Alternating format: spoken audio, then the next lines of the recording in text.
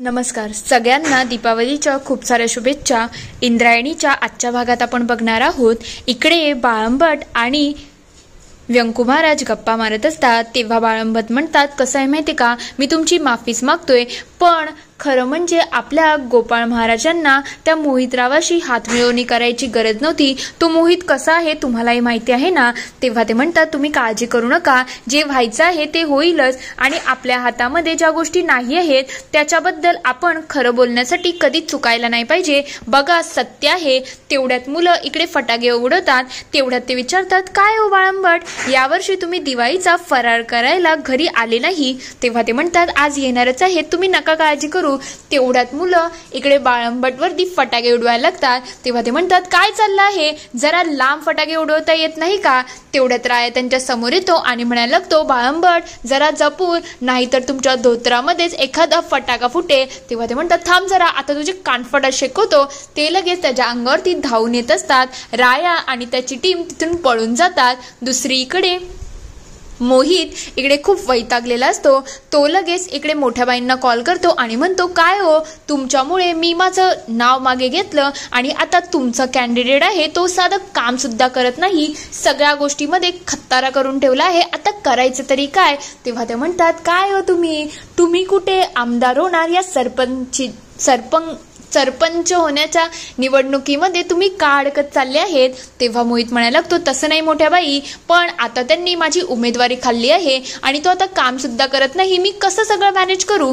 तेव्हा ते म्हणायला लागतात, अहो नका काळजी करू मोहितराव, पुढचा विचार करा, असं छोट्या छोट्या गोष्टींमध्ये अडकू नका, आणि तसंही तुम्ही कसे मोठे आहात आणि तुम्ही खूप धीराचे आहेत, तुम्ही हे सगळं करू शकता। तेव्हा तो म्हणतो, मी करू तर शकतो, पण तो गोपाळ आहे तो पुरा हातचा निघत चालला आहे, तो काहीच करत नाही हो। तेव्हा ते म्हणतात, ठीक आहे, पण तरी सुद्धा आता मला वेगळा विचार करायला लागणार आहे।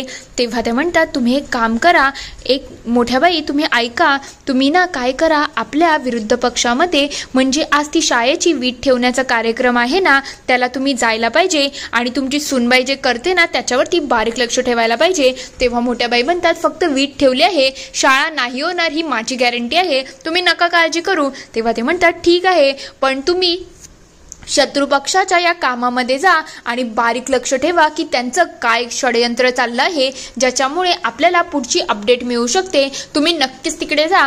तेव्हा मोठ्या बाई म्हणतात, हो मी नक्कीच जाईल। त्यांना खूप आनंद झालेला असतो। तेव्हा त्या म्हणायला लागतात, तुला काय वाटलं, तुझ्या सांगण्यावरून मी जाणार आहे का, मला तर तिथे जायचंच आहे, कारण की त्या विठुराया पंढरपूरला मला भेटायचं आहे, आणि त्या कार्टीची सगळी प्रॉपर्टी आहे ना ती मला माझ्या कोट्यावधी नावावरती, म्हणजे कोट्यावधीची प्रॉपर्टी आहे ती मला माझ्या नावावरती करायची आहे। त्यांना खूप आनंद झालेला असतो।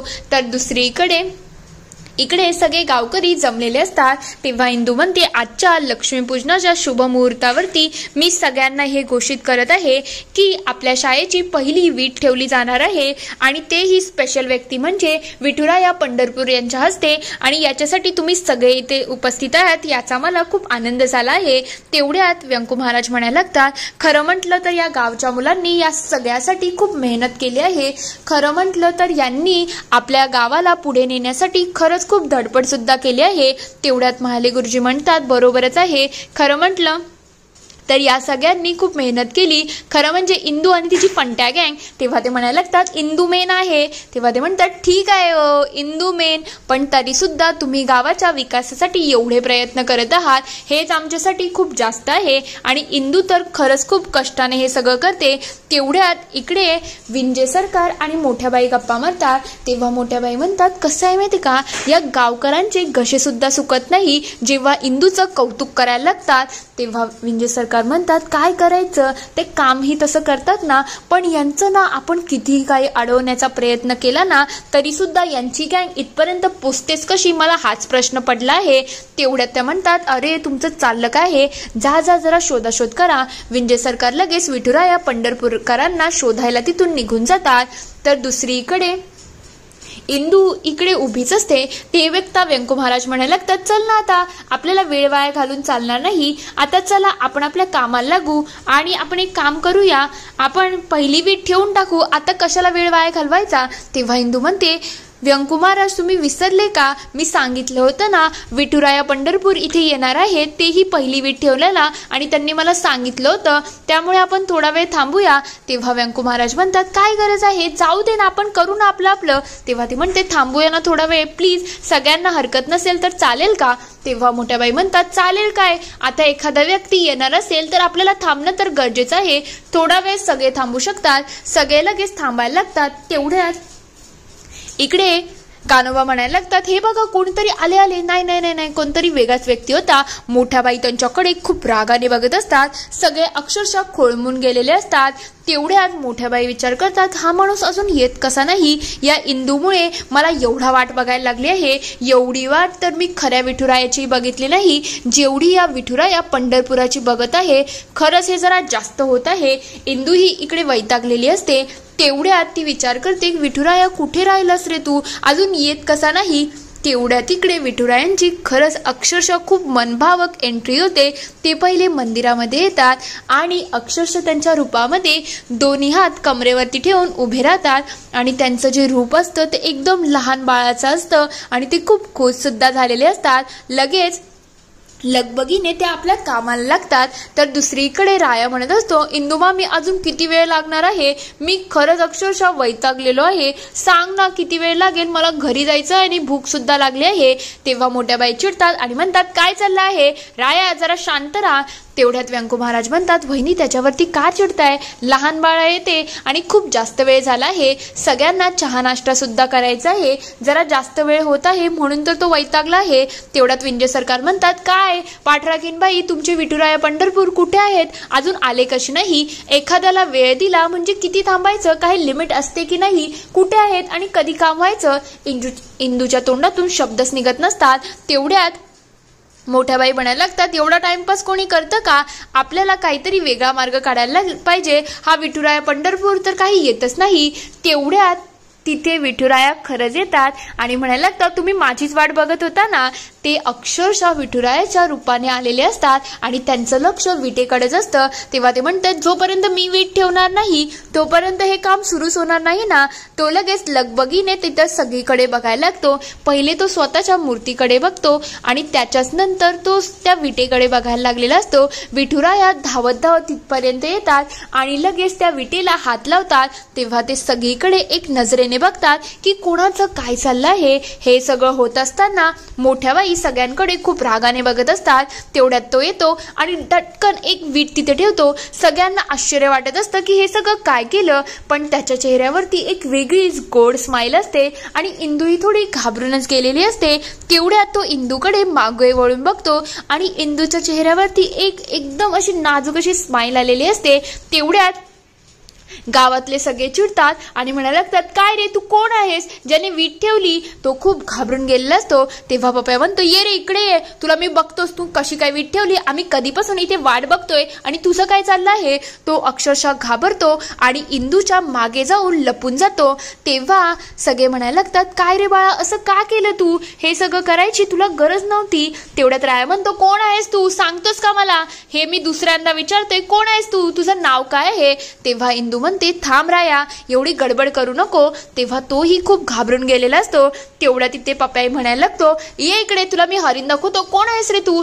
तेवढ्यात व्यंकू महाराज म्हणायला लागतात, शांत हो पप्या, एवढा रागराग करू नको, तो लहान बाळ आहे, तो आपल्या गावचाही दिसत नाही. बाळा तू कोण आहेस, तुझं नाव काय आहे, तू इथे कसं काय आला आणि तुने अशी वीट कशी ठेवली, काय तुझं म्हणणं काय होतं? तेव्हा तो म्हणतो, मी खूप लांबून आलो आहे. तेवढ्यात राया म्हणायला लागतो, कोण आहेस तू, तुझं नाव काय आहे, लवकर सांग मला. तेवढ्यात इंदू म्हणते, राया गप्प हो रे, जरा शांत हो, लहान बाळ येते, एवढं त्याच्यावरती चिडायची गरज नाही. तेवढ्यात इंदू त्याला जवळ घेते आणि विचारते, काय रे बाळा, तुझं नाव काय आहे, तू कोण आहेस? तेव्हा तो म्हणतो, माझं नाव विठुराया आहे. हे ऐकताच इंदूच्या चेहऱ्यावरती अक्षरशः आनंद आलेला असतो की विठुरायाने त्याचं रूप खरंच स्वतःहून पाठवलं.